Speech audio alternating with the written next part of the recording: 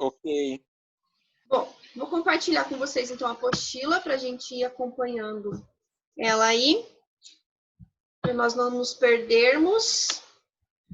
Então, agora a gente vai falar da reprodução de algas e também reprodução de plantas, né? Vamos só lembrar que quando a gente fala em reprodução de algas e plantas, nós estamos falando de seres autotróficos, que são aqueles seres que produzem o próprio alimento e eles estão na base da cadeia alimentar, né? A reprodução, quando a gente fala em reprodução, ela é fundamental para que ocorra a perpetuação das espécies, né? E essa reprodução, ela pode ser tanto sexuada, quando a gente tem variabilidade genética, como assexuada, que a gente não tem variabilidade genética e os organismos formados são idênticos entre si, ou seja, são clones, né? A reprodução, ela é importante para que as espécies também possam conseguir ocupar grande parte territorial e também atingir maior disponibilidade de recursos alimentares, tá? Vamos colocar aqui, então, ó, o que a gente tem aqui, reprodução sexuada. Bom, reprodução sexuada, como eu sempre falo, reprodução que tem variabilidade genética, né? A apostila traz aqui, ó, que ela é realizada com a participação dos gametas masculinos e femininos. Claro que a gente tem que pensar que uma reprodução sexuada, como acontece lá nos protozoários ou lá nas bactérias, não vai ter essa participação de gametas, só tem troca de material genético. Por isso que eu falo que a reprodução sexuada é aquela que tem variabilidade genética, tá?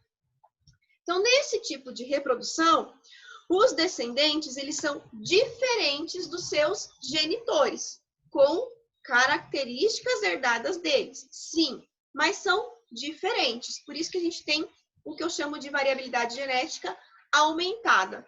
E quando a gente tem essa variabilidade genética aumentada, isso aumenta também a probabilidade do surgimento de características vantajosas para o meio ambiente, que é o que a gente pode até fazer uma relação com o que eu chamava lá atrás na teoria de Darwin de seleção natural, que sempre os mais aptos vão sobrevivendo ao meio ambiente, né?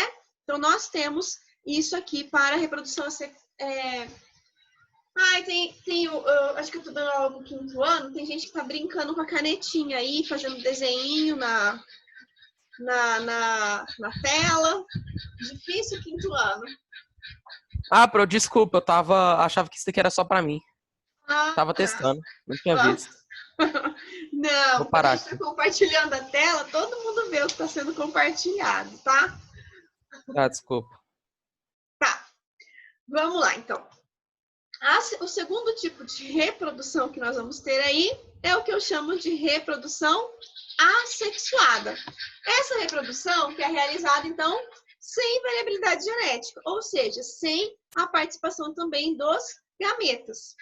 Esse tipo de reprodução é aquela que vai formar clones. Os indivíduos formados são idênticos aos seus genitores, tá? Essa reprodução, ela é bastante comum nos seres unicelulares, tá? As bactérias, por exemplo, elas se reproduzem por bipartição muito mais frequentemente do que por conjugação, que é o tipo de reprodução sexuada que elas fazem, tá? Essa modalidade de reprodução, ela é muito rápida, então aumenta o número de indivíduos com muita rapidez. Só que em contrapartida, como todos são iguais, variabilidade genética reduzida, isso não garante uma probabilidade de surgimento de novas características. Então, se eles tiverem genes de baixa resistência ao meio, todos eles vão ter esses genes de baixa resistência ao meio e podem acabar tendo seu desenvolvimento comprometido, tá?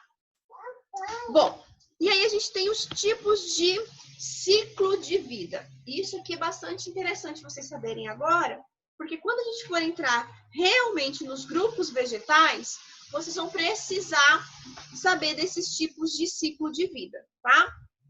Então, nós temos aqui o ciclo haplobionte, tá? O que é esse ciclo haplobionte, então? Há apenas um tipo de organismo quanto à haploidia das células, tá? Então, se esse organismo for haploide, o ciclo de vida é chamado haplonte, haplobionte, haplonte. Se ele for diploide, é chamado de haplobionte, diplonte. Vamos só lembrar o que é um ser haploide e o que é um ser diploide, né? O ser haploide é aquele que tem a metade do número de cromossomos. E o ser diploide é o que tem o conjunto total do número de cromossomos. Então, pensem assim, ó. Nós temos dois tipos de células no nosso corpo. As células sexuais e as células autossômicas. As nossas células autossômicas, elas são diploides, porque elas têm 46 cromossomos. As nossas células sexuais, elas são haploides, porque elas têm a metade do número de cromossomos. Elas têm 23 cromossomos. Então, quando a gente fala em ploidia, se refere ao número de cromossomos existente dentro das células, tá? Nos ciclos diplobiontes, aí vai ter os dois tipos de organismo. Um que é haploide e o outro que é diploide. E a esse ciclo eu dou o nome de alternância de geração. Porque nós vamos ter uma fase aí que a gente chama de fase sexuada e uma fase que a gente chama de fase assexuada. Por isso que a gente fala que é a alternância de geração. Pessoal, deixa eu só levar. O Felipe tá aqui, ó. Deixa eu só levar ele com a avó dele. Rapidinho, tá? Só um minutinho. Tá bom. Volto aqui.